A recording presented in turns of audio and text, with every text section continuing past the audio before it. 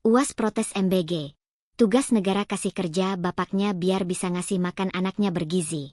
Diduga, Ustaz Abdul Somad atau disapa UAS menyindir konsep makan bergizi gratis atau MBG program Kabinet Prabowo Gibran. Menurutnya, tugas negara utamanya menyediakan lapangan kerja untuk orang tua yang harus memberi makan anaknya. Hal ini disampaikan Ustaz Abdul Somad dalam ceramahnya.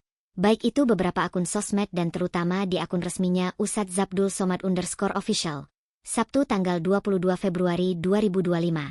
Lala ada juga di akun Instagram pembasmi, Kehaluan Real. Protes dari UAS ini sudah ditonton hampir 1 juta penonton sejak tayang pada Sabtu. Tugas negara itu bukan ngasih makan anak.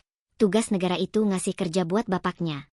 Ujar Ustadz Abdul Somad, dikutip Sabtu, 22 Februari 2025.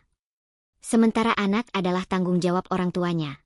Anaknya itu biar diurus bapaknya, imbuhnya. UAS menyayangkan negara yang memberikan makan untuk anak-anak namun membiarkan pengangguran. Negara itu menyediakan lapangan kerja. Bapaknya punya gaji ngasih makan anaknya bergizi begitu konsepnya, ujarnya. Ia pun memberi masukan soal APBN. Bagaimana anak dikasih makan dari APBN sementara ayahnya dibiarkan tak punya pekerjaan, tandasnya. Pernyataan UAS ini diduga menyindir program makan bergizi gratis, MBG, pemerintah. Sebab, MBG dianggap menarik dana besar dari APBN. Demi makan siang, makan malam satu keluarga hilang, komentar warganet.